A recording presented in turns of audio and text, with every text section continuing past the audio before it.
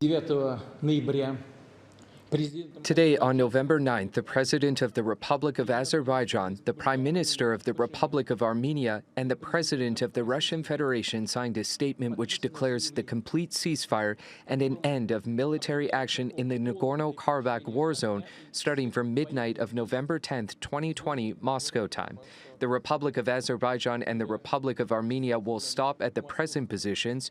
Russian peacekeeping forces will be deployed along the contact line in Nagorno-Karabakh and the corridor between Nagorno-Karabakh and the Republic of Armenia. Internally displaced persons and refugees will return to the Nagorno-Karabakh and bordering areas under the supervision of the High Commissioner of the United Nations for Refugees.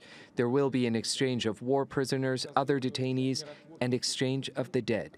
All economic and transport contacts will be lifted. Transportation will be supervised with the help of Russian border service. We presume that the agreements reached will set up necessary conditions for the lasting and complete settlement of the Nagorno-Karabakh crisis on the base of justice and to the benefit of the Armenian and the Azerbaijan people. Mollazada, who joins us now from Washington, D.C. He's a political scientist and an Azerbaijani-Turkish diaspora leader. Thank you so much for joining us on the program today.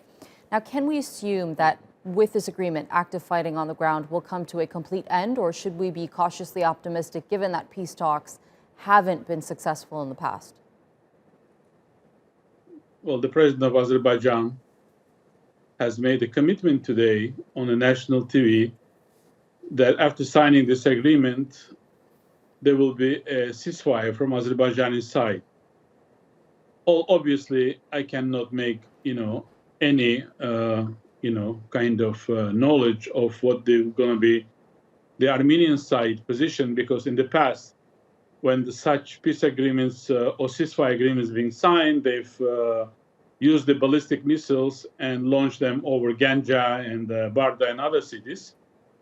But because this time it was a complete defeat of Armenian army in Shusha over the weekend, the emotional town on the highlands of the Caucasus, I'm sure there will be also cooperation on the part of the Armenian, and it seems to be that the Moscow stepped in.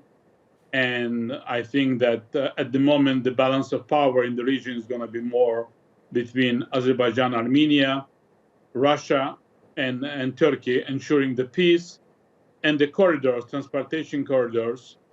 Azerbaijani government definitely wants the Armenian civilian population to stay in Nagorno-Karabakh. Mm-hmm. And numerous times, President Aliyev mentioned that we want to also commit the funds for the development of the entire region. So overall, I think this could be an opportunity to stop the bloodshed and let the Azerbaijanis and Armenians in Nagorno-Karabakh to strive, live in peace, harmony, and stability. Mm-hmm. And Turkey and Russia could be a guarantor of such stability, peace, and development. It's interesting that you mentioned that, because we know that this is a Russian brokered deal and there will be Russian troops on the ground to ensure the peacekeeping process is intact. How does Azerbaijan feel about having Russian troops on the ground for the next 5 years? Well, the Russian troops, it's wrong to say. We're talking about the peacekeeping, monitoring peacekeeping troops, along with our ally, Turkey's military presence. So it's going to be, as I said, the balance of power. Armenia trusts Russians and Azerbaijanis trust Turks and Turkey. So in reality, if this equilibrium works well, there's going to be some sort of peacekeeping, monitoring, trust building, economic development. Azerbaijan is rich in oil and gas and other resources and can put some investments in the region's development. Mm-hmm. But on the other hand, Azerbaijan doesn't want any troops on its soil.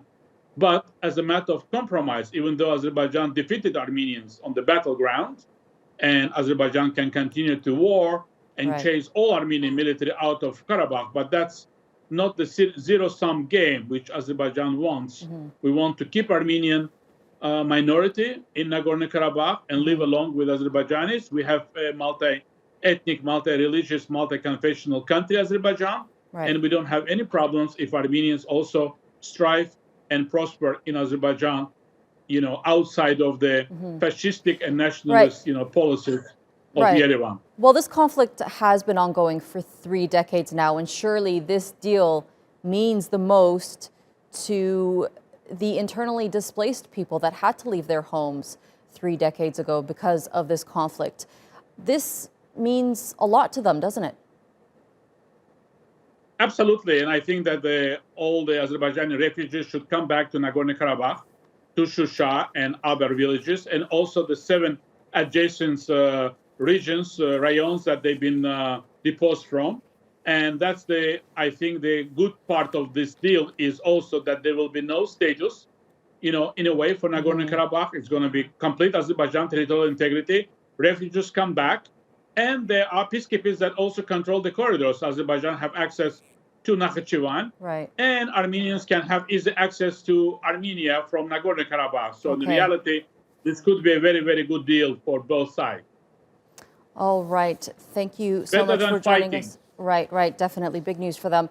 Thank you so much for joining us on the program, Ceyhun Mollazada. Absolutely. Thank you for having me.